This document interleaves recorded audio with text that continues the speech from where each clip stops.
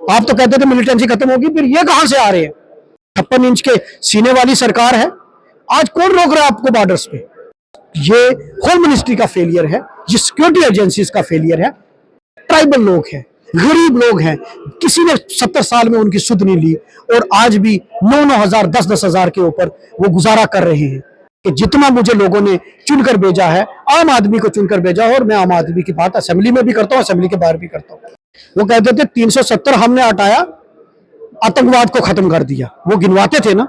जम्मू कश्मीर विधानसभा की अगर बात करें, सुचारू ढंग से यहाँ पर सत्र चल रहा है। कई अहम मुद्दों को इस सत्र के माध्यम से उठाने का प्रयास किया जा रहा है और कई क्वेश्चन ऑनरेबल एमएलए की तरफ से भी उठाए जा रहे हैं।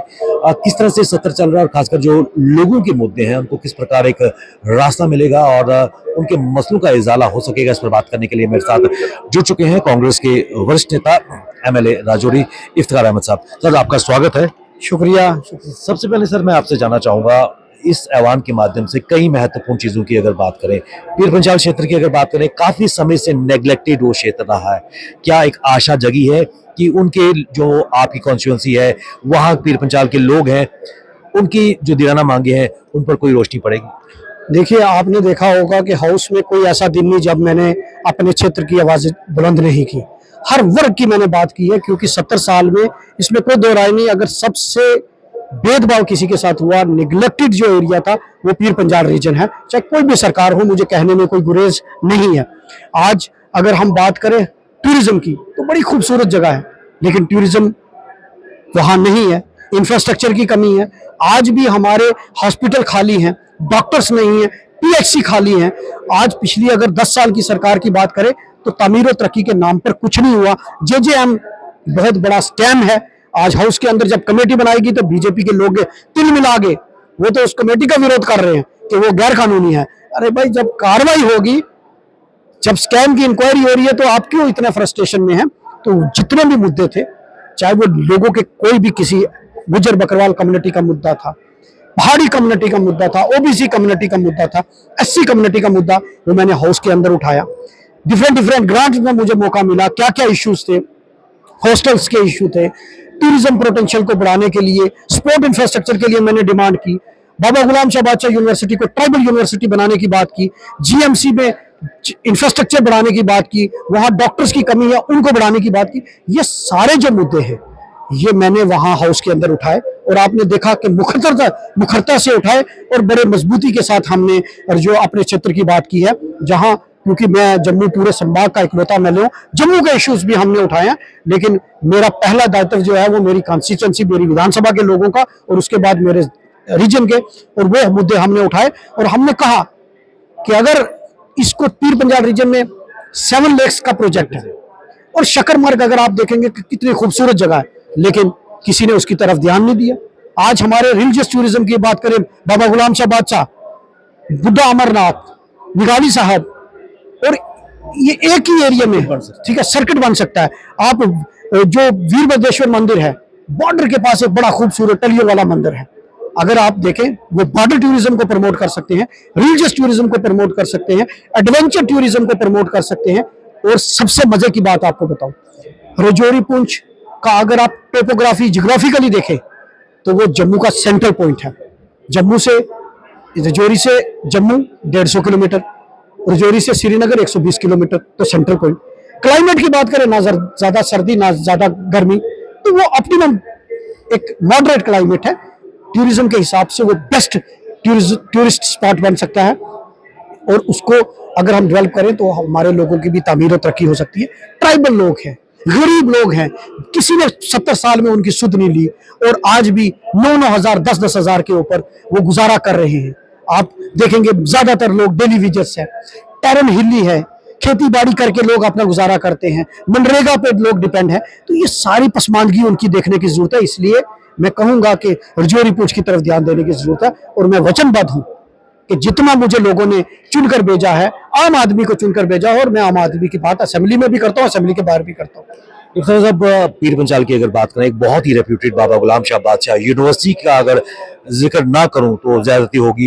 एक नाम इसने कमाया था, लेकिन पिछले कुछ समय से लगातार राजनीति का शिकार होती नजर आ रही है। और जो अगर हम इसके साथ साथ जो यूनिवर्सिटीज खुली थी, आज उनका मकार भी बढ़ गया है, लेवल भी बढ़ गया है, लेकिन क्या कारण है कि पीरपंचाल की ये यूनिवर्सिटी आज भी कहीं ना कहीं अपनी उस पहचान को ढूंढती नजर आ रही है।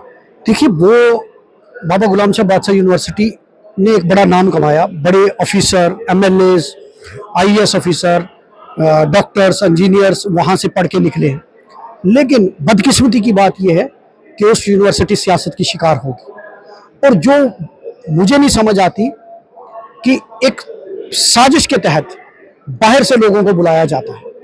क्या हमारे जम्मू कश्मीर में कोई काबिल आदमी नहीं है जो वाइस चांसलर बन सके? कोई काबिल आदमी नहीं है जो डीन एकेडमिक अफेयर बन सके? कोई काबिल आदमी नहीं है जो रजिस्ट्रार बन सके? आज गवर्नमेंट की इतनी कैजुअल अप्रोच है कि वो बाहर से वाइस चांसलर लाते हैं, वाइस चांसलर साहब एंजॉय करते हैं, प्रोटोकॉल उसके रिसोर्सेज का इस्तेमाल करते हैं और वापस अपना टेन्योर पूरा करके वापस चले जाते हैं। मैंने सरकार से कहा कि ये कैजुअल अप्रोच नहीं चलेगी। ये असासा हम लोगों का असासा है, इसको हम बर्बाद नहीं होने देंगे। मैंने डिमांड की है कि बाबा गुलाम शाह बादशाह यूनिवर्सिटी को ट्राइबल यूनिवर्सिटी डिक्लेयर किया जाए, जैसे आंध्र प्रदेश की यूनिवर्सिटी और जैसे उड़ीसा में ट्राइबल यूनिवर्सिटी है, ताकि ट्राइबल यूनिवर्सिटी मिनिस्ट्री की ग्रांट आए और वहां के लोगों को फायदा हो। और दूसरा, रजौरी पूंछ के जितने कॉलेजेस हैं उनको बाबा गुलाम शाह बादशाह यूनिवर्सिटी के साथ एफिलेट कर दो। रजौरी का मेडिकल कॉलेज बाबा गुलाम शाह बादशाह यूनिवर्सिटी के साथ एफिलेट कर दो, ताकि वो यूनिवर्सिटी भी चल सके और हमारे गरीब लोगों को एजुकेशन मिल सके। साहब, ट्राइबल का जिक्र आपने किया और क्योंकि आपका एरिया पूरी तरह ट्राइबल है, किस प्रकार जो वहाँ के युवा हैं, ट्राइबल यूथ हैं, उनको स्किलफुल एम्प्लॉयमेंट से कनेक्ट करने का प्रयास किया जाएगा, क्या रहेगा उसका? देखिए, मिशन यूथ के तहत वहाँ सबसे ज़्यादा स्कोप है और सबसे ज़्यादा ज़रूरत है, क्योंकि वहाँ कुछ भी नहीं। अगर आप वहाँ स्किल आप ट्रेनिंग देते हैं तो वो अपना रोजगार, सेल्फ एम्प्लॉयमेंट जनरेट कर सकते हैं। तो इस पे काम करने की जरूरत है। मुझे मौका मिला, मैं अभी आईटीआई में एक कार्यक्रम में गया, एंटरप्रेन्योरशिप का प्रोग्राम था, तो उस पर भी मैंने जोर देने की बात कही है। और इस तरीके की जो टेक्निकल ट्रेड है उसमें हम, क्योंकि सरकारी नौकरियां कहाँ, या तो रिक्रूटमेंट होनी चाहिए। टीचर्स की रिक्रूटमेंट 2010 के बाद बंद, बिजली डिपार्टमेंट में कोई रिक्रूटमेंट नहीं, जल शक्ति में कोई रिक्रूटमेंट नहीं। इतनी रिक्रूटमेंट सरकारी पोस्टें खाली हैं, उनको भी भरिए, लेकिन आप नौजवानों को स्किल करिए, आप उनको सेल्फ एम्प्लॉयमेंट की तरफ रजू करिए, ताकि वो अपने यूनिट खोल सके और लोगों को फायदा हो सके। चलते चलते एक चीज जानना चाहूंगा, कल सन्याल में एक दोबारा से पाकिस्तान की तरफ से कायराना हरकत की गई, किस नजरिए से इसको देखते हैं? और लगातार पहले पीर पंचाल का एरिया पिछले 1.5-2 साल से एक्टिवेट होता नजर आ रहा है, अब बनी बिसोली बिलावर भी एक्टिवेट होता है। ये तो बीजेपी के जो खोखले वादे थे, ये उनकी पोल खुल रही है। वो कहते थे 370 हमने हटाया, आतंकवाद को खत्म कर दिया, वो गिनवाते थे ना। आज मैं उनसे सवाल पूछता हूं, आप तो कहते थे मिलिटेंसी खत्म होगी, फिर ये कहां से आ रहे हैं? आज तो आपके पास कहते थे हम तो सॉफ्ट रहते थे, आज 56 इंच के सीने वाली सरकार है। आज कौन रोक रहा है आपको बॉर्डर्स पे? आप मारिए ना उनको, आप कार्रवाई कीजिए। आपका आज होम मिनिस्ट्री, आप कहते थे हम यूटी इसलिए रखा हुआ है क्योंकि लॉ एंड ऑर्डर प्रॉब्लम है, आज आपके पास है सब कुछ। आज इस तरह की वारदातें हो रही, रजौरी पुंछ में जब अमन रहा, जहां आज कठुआ, बिलावर, बसोली, ये यहां वारदातें हो रही। तो ये होम मिनिस्ट्री का फेलियर है, ये सिक्योरिटी एजेंसीज का फेलियर है। और ये तब हो रहा है जब आप अपने लोगों के साथ नफरत की निगाह से देखें। आप इन सारी चीजों को काउंटर करिए, आप एक पॉलिसी बनाइए, क्योंकि उनको यहां से कोई लेना देना ही नहीं। आतंकवादी हमले होते हैं तो लोग मर रहे हैं ना, क्योंकि उनको तो जमीन चाहिए थी, वो मिल गई। उनको यहाँ के रिसोर्सेज को कब्जा करना था, यहाँ की बिजली चाहिए थी, यहाँ का पानी चाहिए था, यहाँ के जंगल चाहिए थे, वो तो वो ले रहे हैं। यहाँ की खड, यहाँ के मिनरल, वो सारे नेचुरल रिसोर्सेज उन्होंने, उनको चाहिए तो वो ले। उनको जम्मू कश्मीर के लोगों से कोई मतलब नहीं है। आतंकवादी हमले हों, लोग मरे, उनसे उनको कोई वास्ता नहीं है। उनको वास्ता है सिर्फ यहाँ की जमीनों से। इसीलिए वो यहाँ 370 को खत्म करके अपने यहाँ, आज देखिए हर जगह छोटे छोटे ठेकेदार, कि कौन है वो एलजी साहब के रिश्तेदार, वो बाहर से बुलाए हुए लोग हैं। यूपी के लोग यहाँ काम कर रहे हैं, बिहार के लोग यहाँ काम कर रहे हैं, लेकिन हमारा नौजवान परेशान और नशे की तरफ जा रहा है, क्योंकि फ्रस्ट्रेट है, उसको नौकरी नहीं मिल रही। कोई भी ऐसा एग्जाम, आज कल मेरे पास पीएससी के कुछ बच्चे आए, उन्होंने कहा हमारा एग्जाम हुआ, 14 क्वेश्चन गलत, उनके आंसर की ही गलत थी, और उसके बाद उन्होंने जब रिप्रेजेंटेशन दी 500 रुपया एक रिप्रेजेंटेशन का लिया, एक क्वेश्चन का।